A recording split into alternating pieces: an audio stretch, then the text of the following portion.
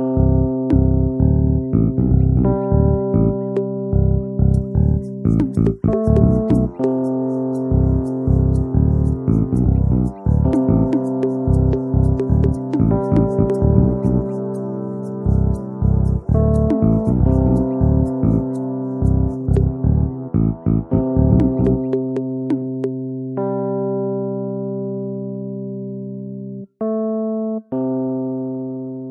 want to first start off by saying big thank you to all the wonderful people who are supporting the Patreon for this podcast. They are getting some awesome bonus stuff like special recordings, sneak peeks of artwork and other projects that I'm working on, and they are helping grow this podcast. They are helping move towards the goal of providing transcriptions so that deaf people can take part in these conversations. And they are also helping support the work that I do, running down guests, getting people on the show, coordinating people in different time zones and on other sides of the planets.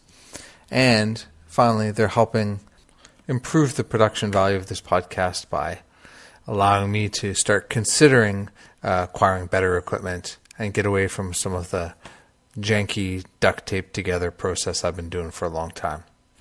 If you dig the podcast, jump over to patreon.com/thehermitslamp and pitch in. Every dollar helps.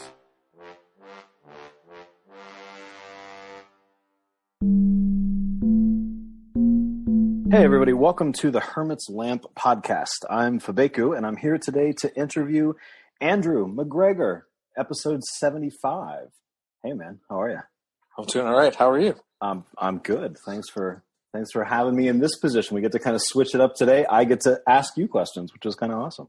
Yeah, for sure. Yeah, it's kind of a once a year thing where I sort of turn the tables and sit in this seat for a change, and get to experience the nervousness and discomfort, which is having to speak about myself for an extended period of time. So yeah, perfect. So let's dive into the uncomfortableness, right? Yeah, exactly. So, I thought a good starting point might be, so in the last podcast we did together, we talked a lot about the dead and the ancestors and kind of that whole realm and relationships. I'm curious, tell me let's start with, what's the role that the relationship with the dead plays in your life? Like, tell me where is its place and why is it such a big thing for you? So, there's a couple layers to that, right? One of the things for me that exists with the dead, which is I have very easy access to them, right? If people are dead and they're around or want to be around, I can just converse with them, right? And so that really changes my relationship to death, right? I remember a while ago I had this dream where an old roommate of mine showed up in the dream.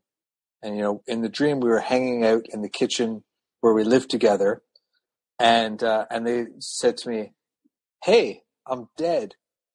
I just wanted to come and see if this would work and if you could actually hear this message from me and know that I was dead." Because we had talked about these things a lot sort of when we were roommates and stuff, and they were interested but skeptical. And sure enough, I woke up the next day and I was like, oh man, they died. And so I went and did some searching and found an obituary listing for them. Wow. And so stuff like that is very interesting, right? And that changes a lot. When my godmother passed away, I knew she was gone before I got the phone call because I could see her standing in my living room, right? And I was like, all right, so it happened, eh? Okay, So that's kind of the first piece of it, right? And so when people slide over to the other side, I don't lose connection with them in the same way that a lot of people do, And I have a shrine in the middle of my house, which is literally like in the center of our main floor, right? When you walk in the front door, if you turn left, you'll be in the living room. If you go straight, you'll be in the sort of kitchen and dining area and stuff. And right in that space at the bottom of the stairs going up we have a dresser, and on top of that are all the ancestors, right? And so they're always there, they're always included, and they're not all available, but many of them are always available to me. So that's one of the things that happens. The other thing that happens is that a lot of the spirits that I work with, when I'm working, reading cards or doing magic for people, those are also spirits of the dead. They're people that were alive at one point for the most part. And, so I have these relationships with these spirits that are, super clear and super helpful. And they provide me with guidance, and they provide me with skills that I might not otherwise have. A number of them are happy to do work for me when I need spirit work done, or for clients for that matter. And so there's this thing where, in that regard, I'm not the one always doing the work when I sit down to read, or when I sit down to, do some spirit stuff for people. I'm actually part of a team of people who show up for this work. And so, that counsel that comes from my one guide who's been, who was a card reader in their lifetime, and, she's been dead for over 300 years now, right? Kicking around, following her descendants, down to me, and hanging out with the ones that are doing this kind of work because it's the work she did when she was alive, right? That is a kind of access that doesn't really fit a lot of other experiences. It's different than book learning. It's different than, other kinds of things, right? So I don't know. Does that answer the question? It does. And so what I'm curious about, when people start to work with the dead, the ancestors, spirits, it seems like one of the questions that comes up is, how do you know that they're around, right? So you said if they want to be around, that you have easy access to them. And it seems like a lot of people struggle to figure out whether the spirits want to be around, or whether they're bothering the ancestors or not. How does that come through for you? And, outside of some obvious dream where a roommate shows up and then you realize they passed, what are the signs? What are the clues for you? So, let's talk about how it started for me. Because I think that what I do now, that I've been doing it for 20 years, isn't super helpful a lot of the time to people, right? Because what I do now is, like, I see them there and they talk to me and we have a conversation, and it's not the same as you and I are having this conversation right now, but it's not that distant from that either, right? Mm-hmm. But that's, 20 years of doing explicit ancestor work and 30 years of magic and meditation and other things, right? But when I started doing this work, the thing that I started doing was I started making space for them, and I started making time for them. And not in an everyday kind of way, but in a once a week kind of way. And so I set up a spot in my house. I had some pictures. I put a glass candle, and I would show up and I would say some prayers for them. And mostly I would say prayers that they would have appreciated. My ancestors were Catholic and Anglican for the most part. And so, our Father who art in heaven and all that stuff. It's not my religion, it's not my belief, but I'm saying it for them, right? Mm-hmm. And so I would show up and make time, and then I would have a feeling during that window of time. And those feelings and those experiences I would really prioritize, right? Because at that point, I'm creating a clear space where I'm stepping into sacred time. I'm opening myself up to these spirits. I'm announcing to them, hey, folks, every Sunday, 10 a.m., you want to drop in for tea? I will be here. Mm-hmm. And then I kept that, right? And I kept that sort of practice for, I kept that practice until that practice evolved to be every day, right? And I don't think that everybody needs to do that every day. I think that is excessive for many people's lives, right? I speak to them every day because, 5 days a week I'm working cards and spirit, and I'm doing a lot of spirit work, right? But for most people's lives, once a week is great. Keep it up, keep showing up, and realize that you're there to give them something, which is prayers, energy, some light, an offering, whatever, and just let it build, because a lot of people, the spirits, you're not going to bother them, right? Unless you're like showing up every week and being like, but how come this and how come that and why can't you make this happen for me or whatever, right? Like it's the same thing as it is with living people, right? If you're a bother, it's because you're showing up every day and asking for something instead of showing up and being like, hey, how are you? What can I do for you? Do you need anything? And if you think of it as building a relationship, then you're going to find that connection flourishes, and you're going to find over time that you and these spirits find your manner of communication. I like that. And I like that idea of making a regular space, establishing that rhythm, like, hey, I'll be here Sunday at 10, right? So they know, that space is there, the bridge is built, the connection is clear. I like that. Yeah. Well, because the other thing that happens is a lot of people, I think, get into a lot of trouble because they're curious and they're open. And so then something shows up at 3 a.m. Something shows up Tuesday afternoon. Something starts whispering to them while they're on the subway, But like, what is that? Is that your ancestors? Why are they being a jerk and ringing your phone at 3 a.m.? Like, what's up with that, right?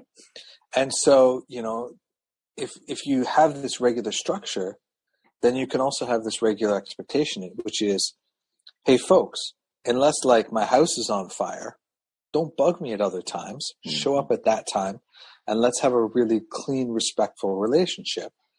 And because if you're sort of setting up this kind of practice, it will tend to insulate itself against other energies. And, it's not a perfect guarantee, but it'll be really helpful.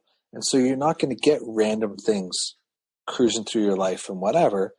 You're going to get your ancestors that are around, and then they're going to help hold that space and build it, right?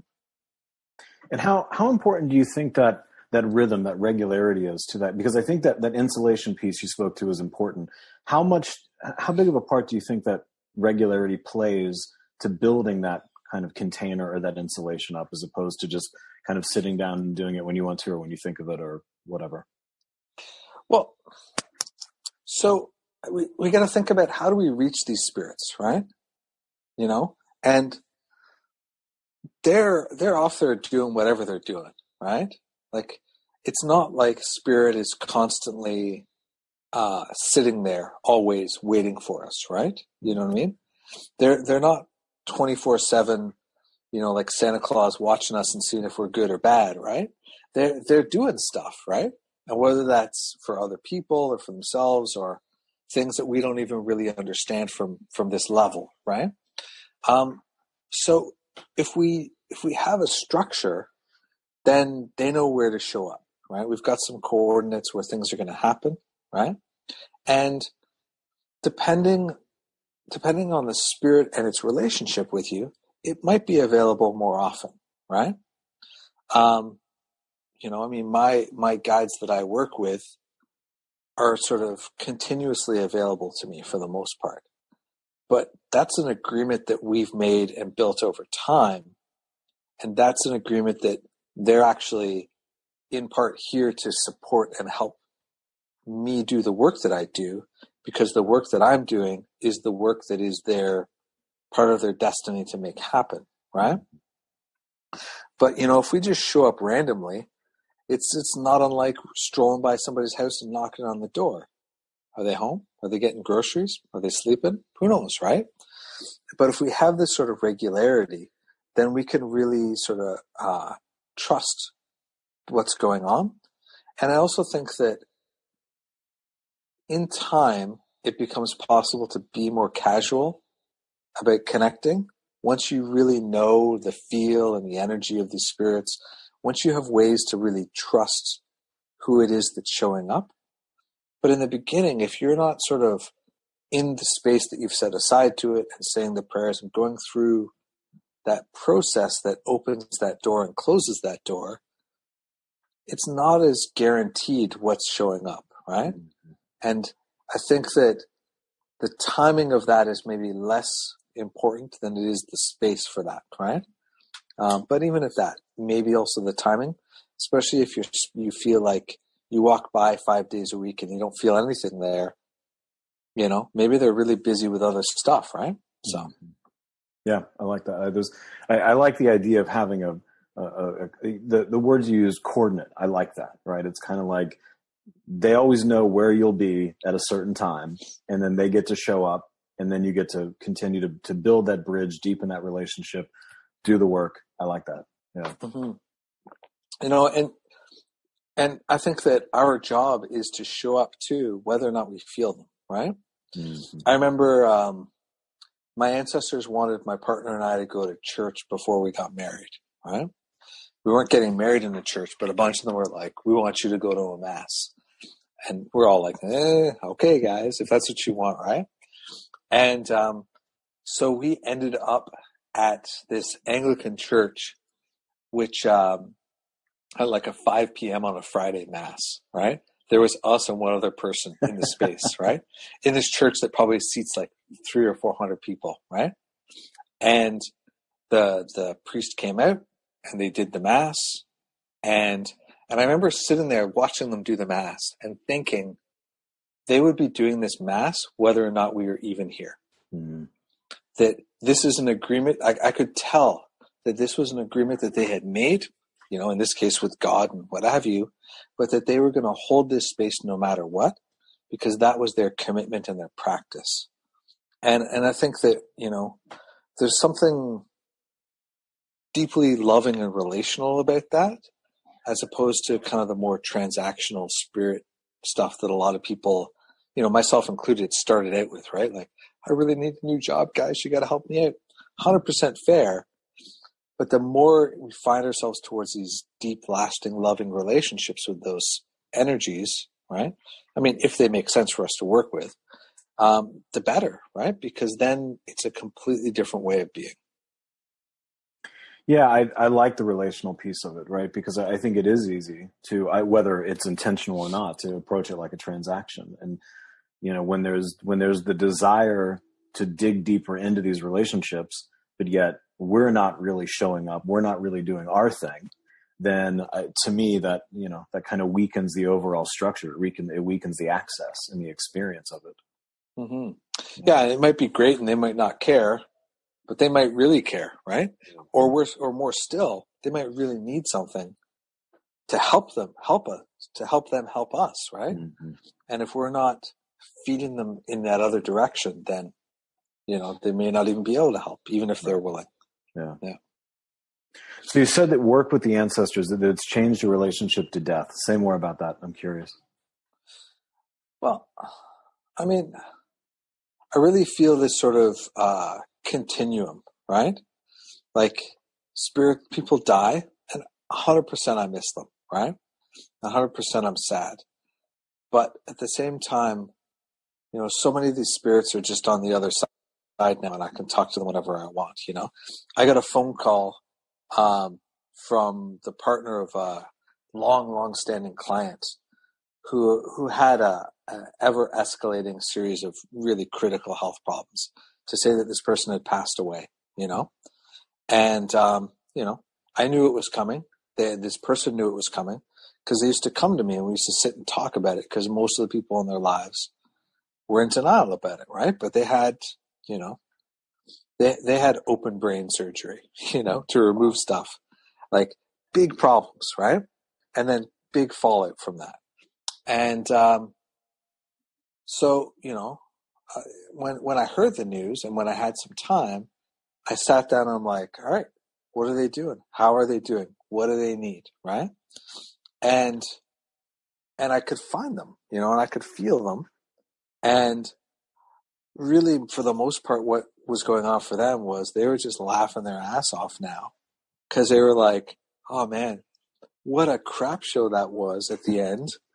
And even despite that, despite their hardships and that they had in their life, one of the things that was really quite amazing about this person was they had a life that few people would understand or believe, and yet they still laughed a lot, right?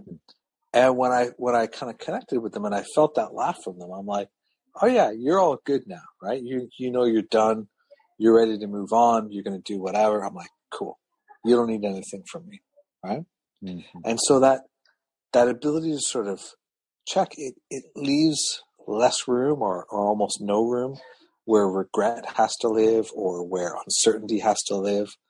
I feel like when it comes to, specific spirits and my relationships to them, that I can know what's going on with them now in a way that is tremendously healing and brings closure and all that kind of stuff. Mm-hmm.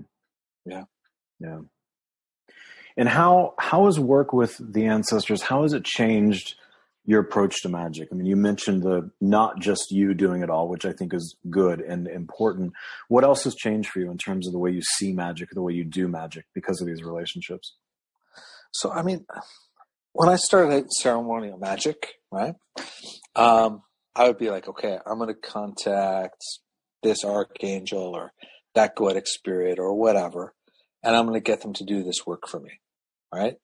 And that would involve sorting out a ceremony, figuring out what they need to call them, incense and candles and all sorts of patterns and other things to kind of get to that space where I would go through these elaborate ceremonies to get something done, right?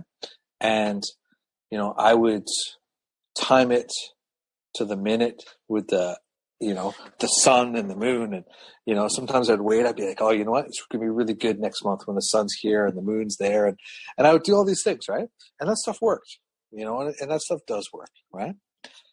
But like, so I'd go through this process and I would do this work and so on, right? And the ceremonies themselves would take a long time usually. Because I would do banishings and then other banishings and then openings and then callings and, and depending on the spirit, it would depend on how much I had to call it to get it there and, and so on, right? So it could take like an hour or longer to do these things.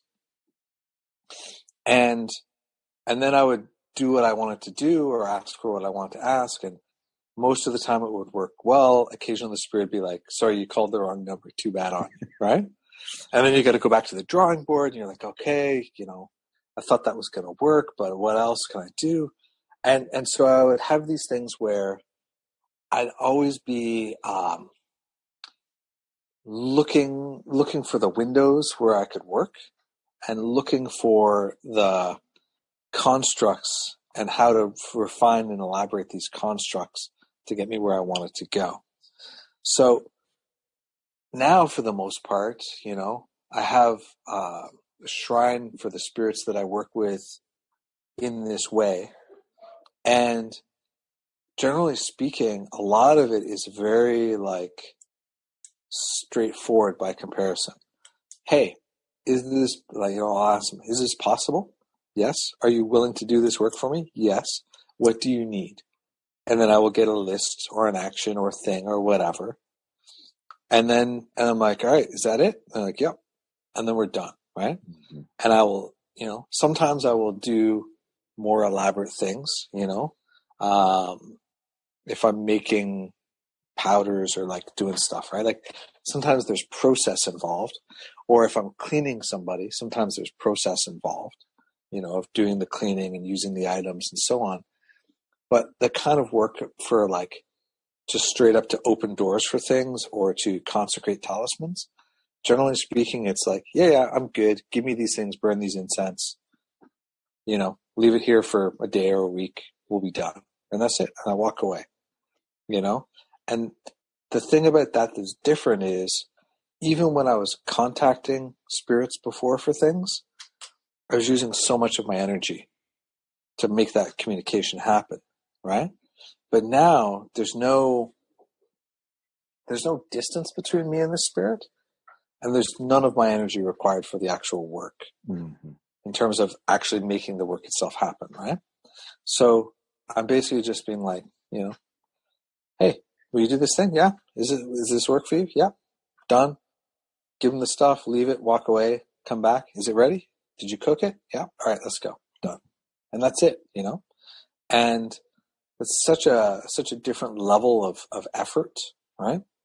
And the other thing about it is, it also means because I'm relying on a spirit versus, sort of these other ways of working, I don't really care what the moon's doing or the sun's doing or Mercury's doing or whatever, because I'm working specifically with one thing that's going to do the work and either it will or it won't, or it can or it can't.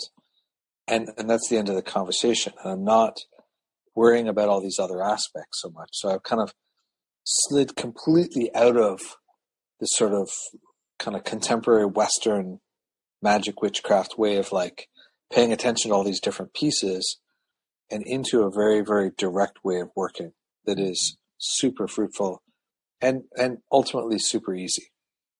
Yeah, I like that. And I think that totally reflects my experience too, right? It's not that I don't acknowledge the importance of magical timing, but I think you're right. There's other ways to work where it's just not, it's not the deciding factor at all. Mm-hmm. Yeah. And ultimately for me, it's more powerful because it's more convenient, right? Yeah. Because, I've always been aware that necessity trumps other considerations, right? And having found my way to a way of working with spirits that I work with where those other things that are required are no longer required means that I don't have to double my effort because the moon's not full, right? Or, double my effort because this thing's in that, or be extra careful because Mercury's retrograde. I mean, it's not to say that those energies don't influence my life in a more general way, but in terms of the actual pieces of work, they don't seem present at all, So people ask me, they're like, there's a full moon. No, it was the eclipse, or the eclipse is coming up, What does that mean in the Orisha tradition? And I'm like, nothing. It doesn't mean anything. I mean, it means that the Shupua's got a thing going on, Maybe it might be kind of like this energy from this sign. Like this is where we would find it, like strange phenomenon in the sky, but it doesn't actually mean anything, and it's not relevant. It's not even a consideration. So, yeah. So one of the other things that I wanted to talk about with the magic stuff, both of us are artists, both of us are magicians, and we both work with art and magic in some kind of clearly interwoven ways. So talk to me about the way art is magic works for you in your world, in your practice. What else is there to say? Art is magic. It's the thing, right?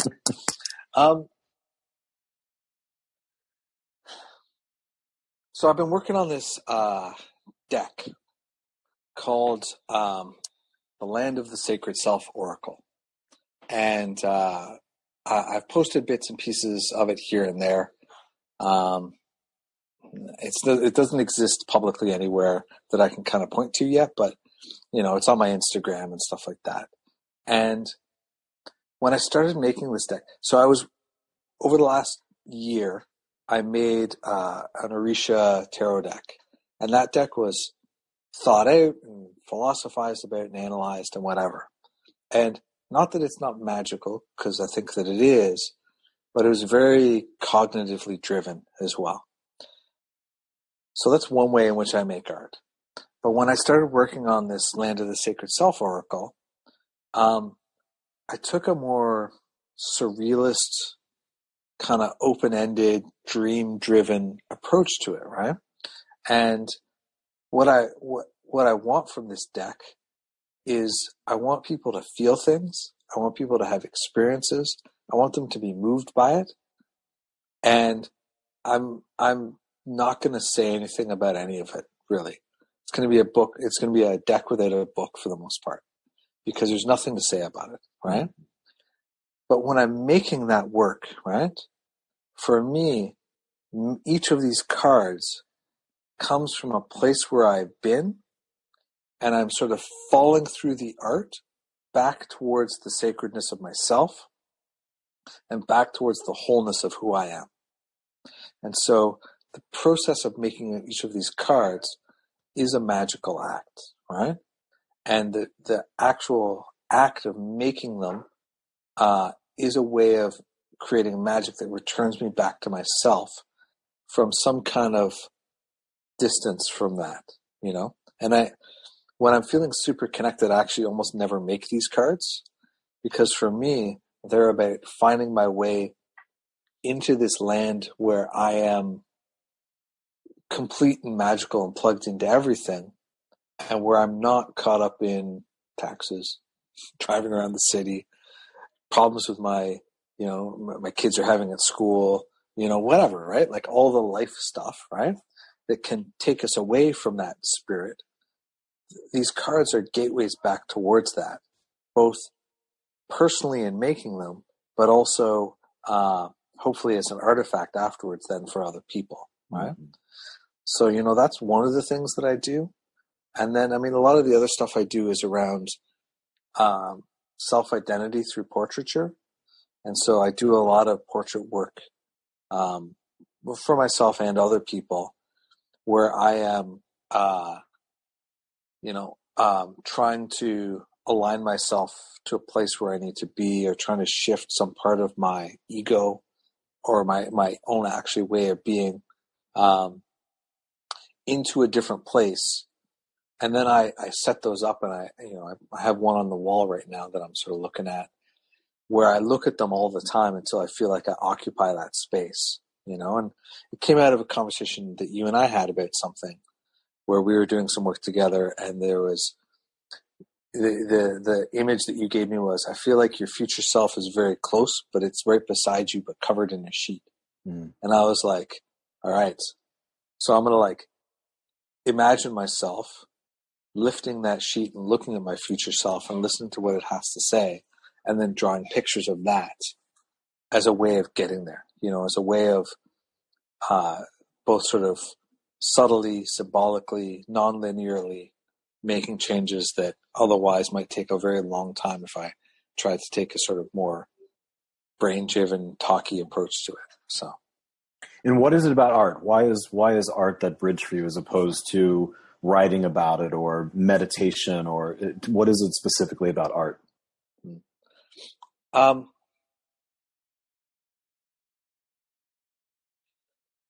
For me, the act of making art is my whole system gets into it, right? I can meditate and stuff like that, and I can sort of do spirit journeying, and there's many things that I could do, right? And I do some of those things at other times. But the thing about making the art is that the process of it absorbs me, and the process of it reveals things to me through the process, right? So I rarely, when I'm doing these Land of the Sacred Self cards, for example, right? I'm like, what needs to be there? Oh, giant egg. Okay, there's a giant egg. Okay, it's floating in space. Okay. And it's actually hollow inside, and there's a rabbit inside looking at a diamond. And there's a hole in the roof, and there's a ladder that goes up to the sun. And the sun is throwing these things back down at the earth. And below the earth, there's this cavern, and this is there's this journey that happens, right? Where it's created, and it reveals to me the things that need to be shown, right? The symbols, the patterns, and each step along the way is a process of making a change. It reminds me a lot of those sort of Tibetan Book of the Dead type things. It's like, okay, so you're dying. Hey, you're dying, dude. Good luck. Go down the hall. There's a green door. Open the green door. Make a left turn. You're going to see a monkey. Keep walking. I don't know, whatever. There are these pathways that we can be led. And when I'm making the art itself, some part of that sort of deep eternal part of myself or other things leans in, and collaboratively we damn make this stuff happen. And so the revelatory piece, tell me, how does that match up for you being a diviner, right? So how is that similar to and different from doing a spread of cards and looking at those set of symbols and how those things reveal pieces to us? How does the rabbit and the egg and the sun and the diamond, how does that work? So with how I read for people when they're coming in for readings, with practical questions, it doesn't line up that much at all. I'm reading the cards, I'm predicting the future, I'm doing things like that, right? And, all of that symbol interpretation and exploration is a similar skill, but it's not really the same. But, you know, and I talked about this a little bit in the Stacking Skulls episode that we just did, right? When I sit down every day and every couple of days and I read cards for myself, I look at the cards, I'm interpreting them, their meaning, I'm making some notes, and then I'm sliding into the symbols of the cards or the visuals of the cards, and I start to abandon the meaning, start to abandon the notion that like that figure is even a figure. What if they're just a pattern, right? I start to look at things like where are their obstacles, where are their ways through, and I start to slide into a very deeply poetic way of interpreting the cards. And as I do that journey, it becomes very similar. It takes me into that space, right? And so in that sense, it's very similar to the process. And often coming out of that, I will end up with symbols or mantras or things that I'm working with, you know. And there are actually sort of set symbols that recur to me when I work through the cards, and those mesh with what comes up in other places, but they're not the same, right? You know, there's this sort of crank arm with a gear attached to it that I see often, and I sort of come back to as I'm looking at the cards, and I find it in all sorts of places where that's certainly not what the artist of the cards intended, right? And it reminds me of different aspects of the work that I'm doing. You know, that crank arm doesn't show up anywhere in any of my other work, right? It is a tarot interface symbol for me. I don't see like the rabbit is a recurrent theme in the Land of the Sacred Self cards. It's not a symbol that usually emerges in card reading for me. Like number one, there's no rabbit in the Tarot de Marseille, but beyond that, I don't even see them in there, even if I could, right?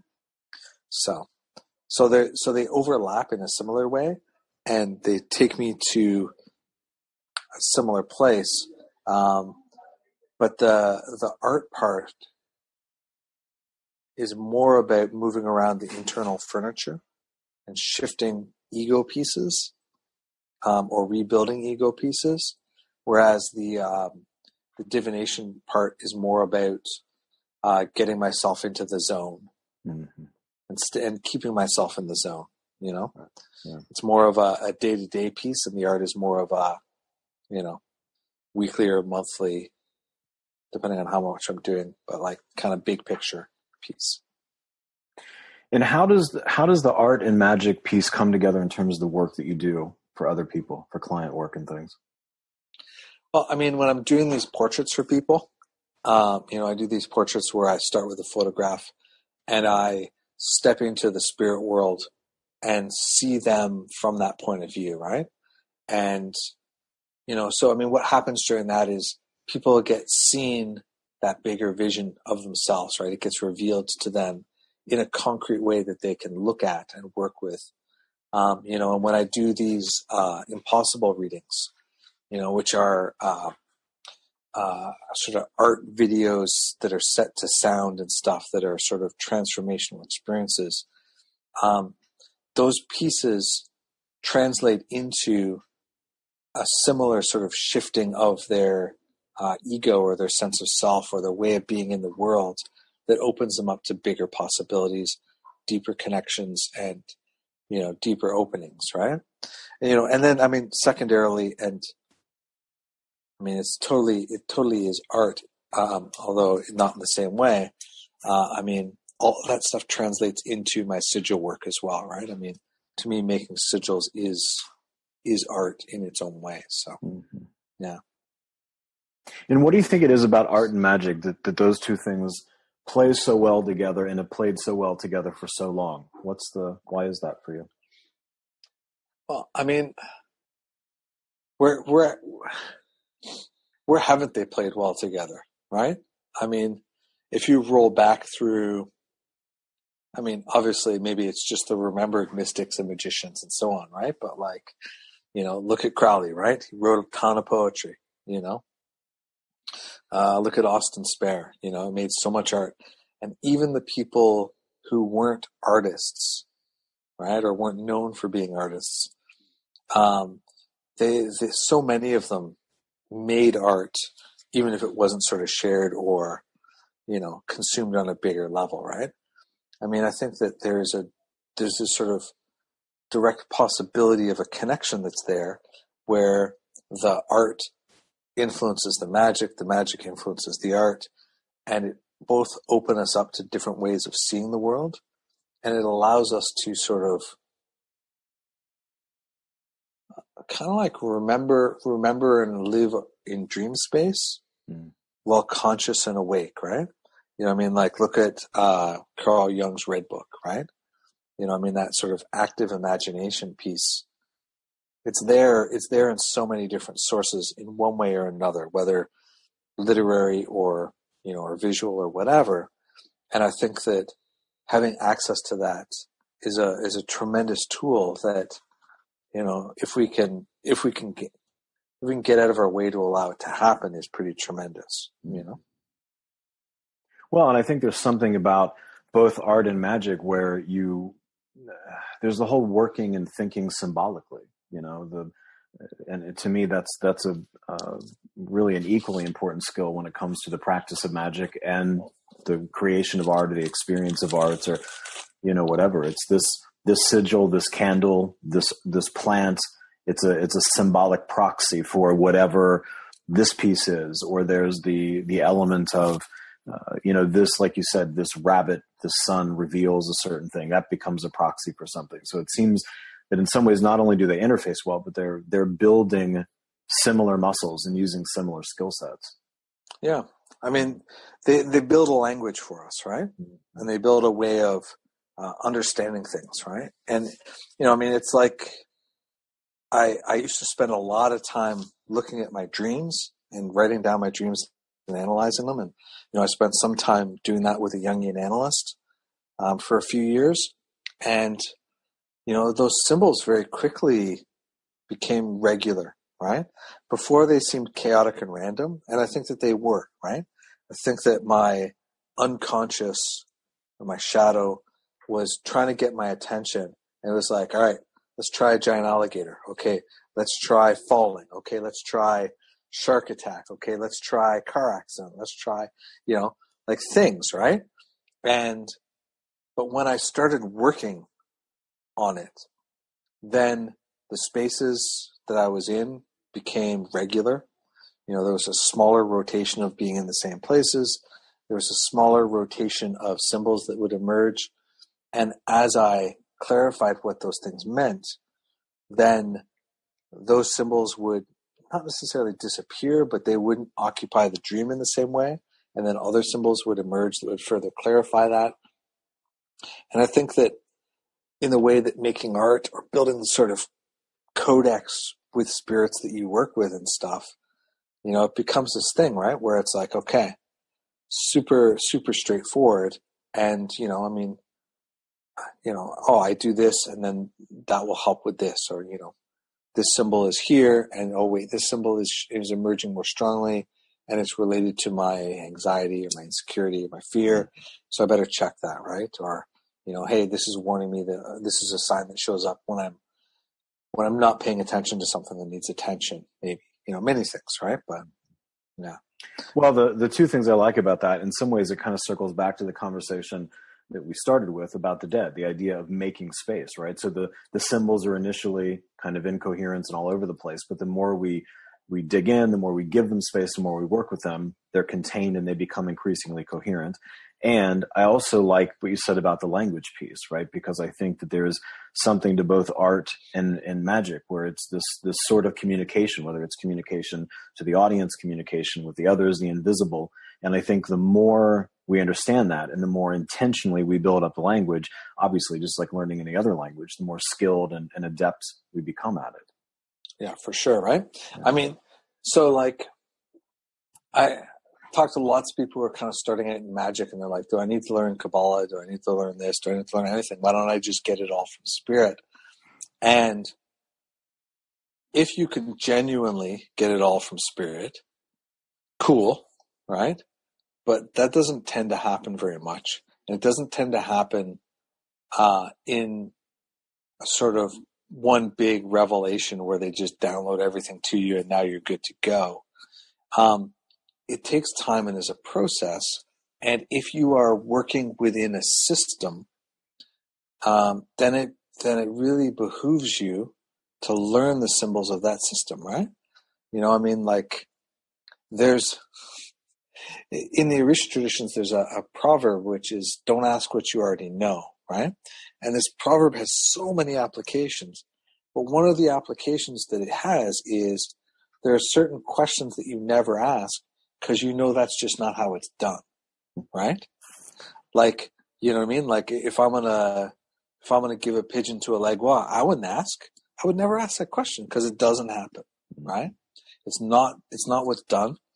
And so I never need to ask that question, right? And the more we know the questions that we can and should ask, or what symbols mean, or what the pattern of symbols are, the more we can remove all those sort of unnecessary questions, and therefore make space for deeper and more genuine connection, which is kind of the opposite of what a lot of people, I see a lot of people sort of thinking, which is, I can just go to spirit and they can just tell me the things. And I'm like, that's cool, but that's a lot of work, right? It's a lot of work for spirit. It's a lot of work for you.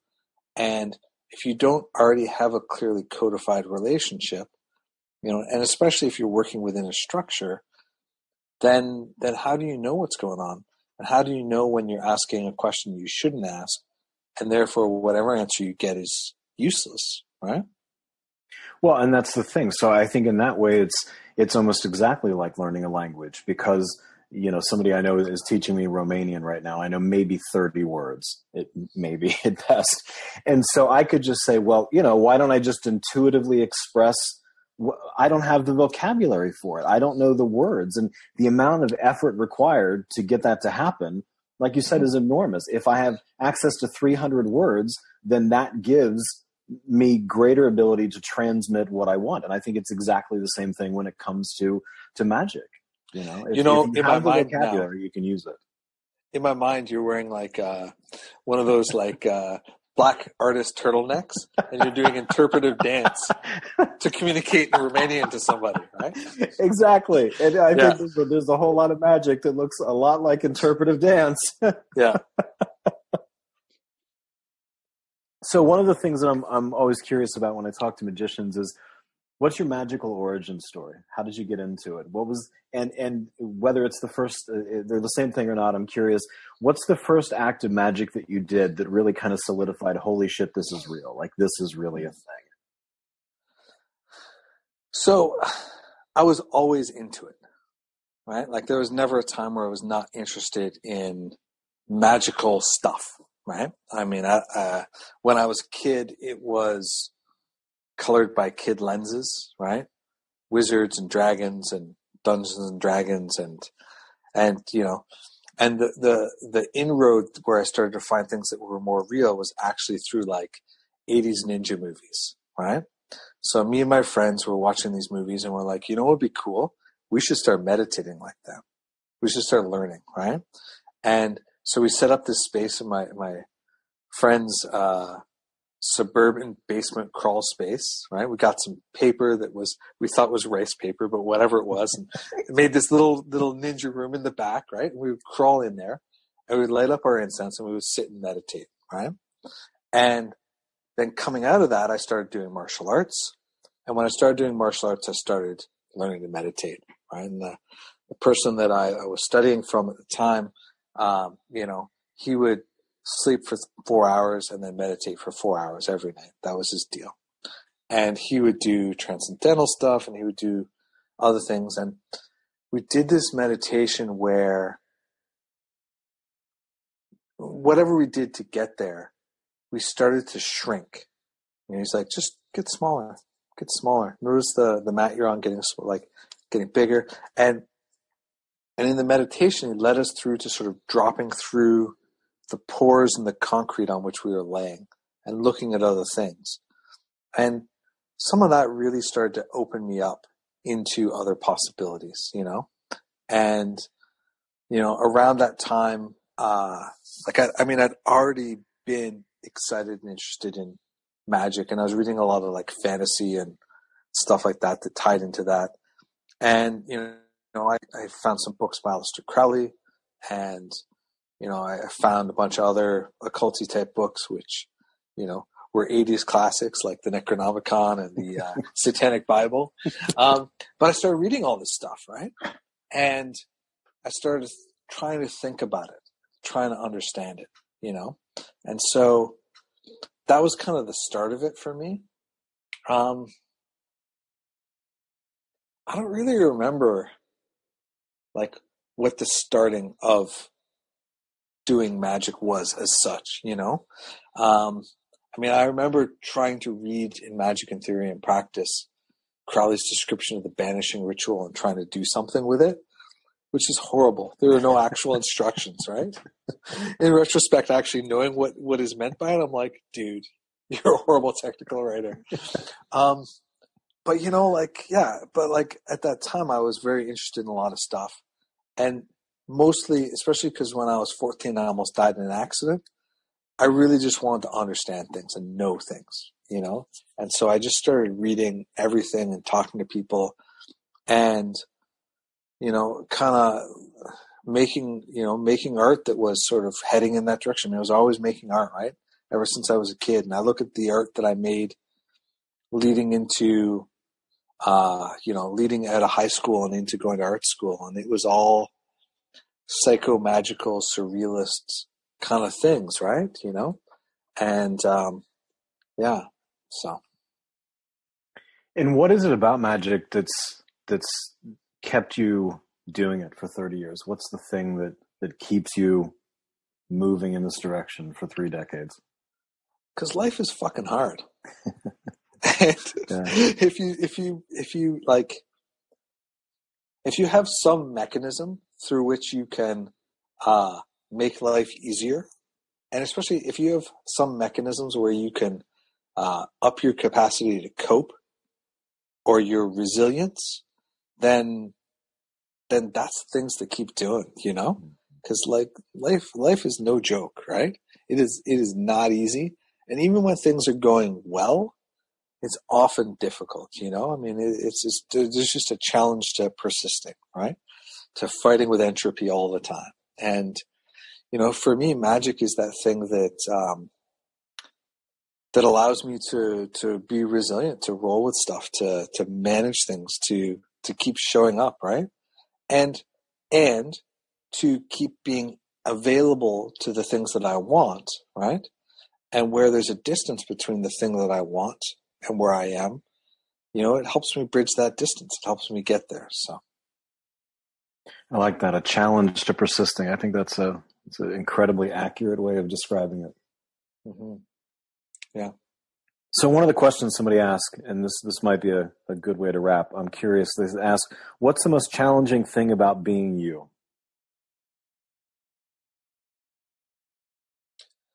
The most challenging thing about being me is being me, right? It's also one of the great things about being me.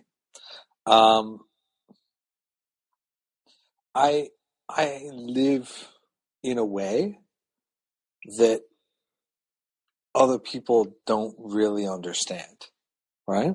And I don't mean like, woe is me, nobody gets me, and I'm going to sit around and wear my black turtleneck and smoke clove cigarettes, right? And drink, drink port all day or something, right? Like, it's not in that like gothy, angsty teen way, but my reality is really, really different from so many other people's, right? Practically speaking, I run my own store. I make my living, reading cards and doing spirit work for people. That in and of itself is different than, 99.99% of the population, right? I'm a priest in a Afro-Cuban religion, which is quite different from most of the other people. And even where there's the appearance of overlap, right? Like many people are often like, well, like, you're just a pagan, right? Why don't you just hang out with pagans? And I'm like, well, I mean, technically you could see it as a pagan religion, but really it's a monotheistic religion. And, and it's not that I have anything against pagans at all. But their relationship to spirit, and especially their relationship to Orisha, has no real resemblance to mine. And practically speaking, doesn't have any real overlap. It's very different, right? It's so different in that regard, right? And so in many ways, my challenge is to really be authentic and honor all the stuff that I'm doing, but then to also not let that separate me or isolate me from the world, right? To like continue to be engaged and continue to stay in the world and doing things in the world that keep me connected to people on a more sort of on other levels, right? And to sort of always be working and looking to understand commonality through these things that are pretty radically different, so yeah, because it's easy to start to feel like, oh, I'm the only person like this that I know, and it's not entirely true, but it's not that far from being true in many ways, right? And so yeah. And how does magic keep you engaged? Say more about that piece. I mean, so like my practice of working with my ancestors and working with spirits and Orishas and stuff like that, I mean, those things keep me engaged because the spirits keep being like, dude, don't hermit up, don't go don't go live in the woods, don't disappear, right? And they also sort of help me keep a perspective on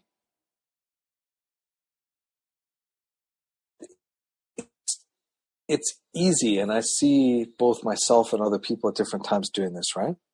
See things that mark difference and sort of use that as a way of creating distance, right? Or justifying distance or allowing distance to be there, right? And so, I'm sort of always sort of leaning on spirits and, and advice from spirit and guidance from divination and other things to keep myself from what might be a natural inclination to be more distant from the world, And so they keep pushing me back. And then I use things like making art and sharing it and stuff like that as ways of creating connection, right? I mean, in some ways this podcast, right, is a way of me creating and sharing connection because I value the dialogues that come from doing this work and the way in which that keeps me engaged and keeps me connected with people whom I might otherwise not necessarily have a connection with or see a connection with. It creates that. And even if there's different ideas or disagreements even, that doesn't really matter because we're still connecting, Yeah.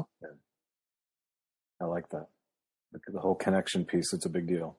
Yeah. It is a big deal, And I think that it's a thing that, I mean, certainly I saw it in the ceremonial community when I was in that community, right?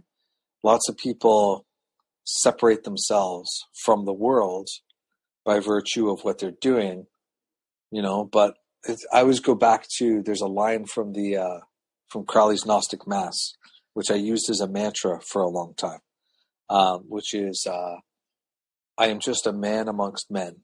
How will I be worthy to administer the virtues to the brethren? Right. And like that sort of piece of making sure I'm keeping myself in check if any arrogance is emerging, making sure that I'm recognizing that I have to both serve people and spirit, that those things are both part of the equation, and just sort of noticing that my role is to be here on this world and be a part of this world, not just to disappear into the spirit realm and, wear a fancy hat and fancy robes, as much as I love my fancy robes. Well, what I love about that is I think that, to me, that's an important point that sort of stands out in a lot of conversations about magic. I think there's often, and I've done the same thing, there's a conversation about kind of the outsiderness of magic and magicians, which I get. And there's certainly a kind of an other component to it. But what I like about the way you're talking about it is the way that the magic re-engages you with life. So it decreases the distance instead of increasing it, which I think is, I think that's a different and really important point. Yeah. And the more I am brave about that,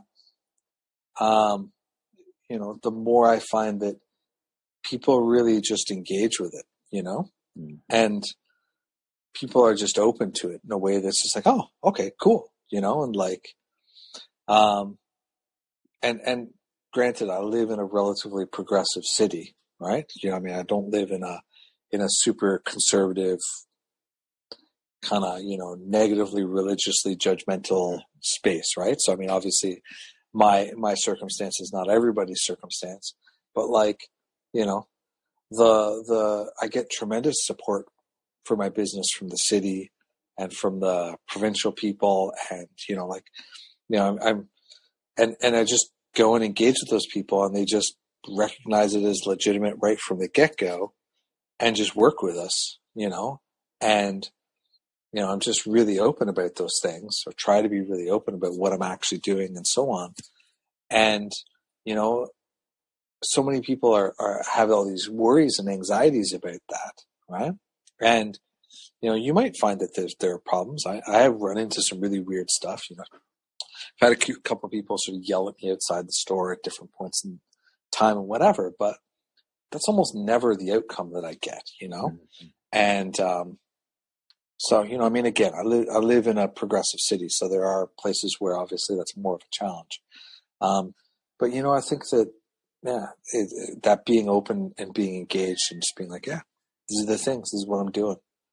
I think that gets us further than sort of, cloistering in our temple and, reading a lot of books. Yeah. Not that there's anything wrong with books. Very well said. That seems like a good place to wrap our conversation. Yeah. Yeah, absolutely. Well, thank you for being the host. No, thanks for having me. This has been fantastic. Congratulations on 75 episodes. I'm excited to see what's next for you. Thanks, man. Hey, folks. Thanks as always for listening. And if you're catching this around the time that it goes live, I actually am running my Ancestral Magic course starting on March 3rd. But here's the thing. It is a self-study course, and really if you catch it anytime in sort of the week afterwards, you could still jump in and not fall behind. So if that's something you're interested in checking out, learning how to build a deep connection with your ancestors, learn how to do some divination with them through some tools that I've created, and maybe get to making some magic with them, go check it out at thehermitslamp.com/am for Ancestral Magic. All right. Otherwise, talk to you soon. Thanks for listening. 75 episodes already is hard to believe. Keep spreading the words. Thanks so much.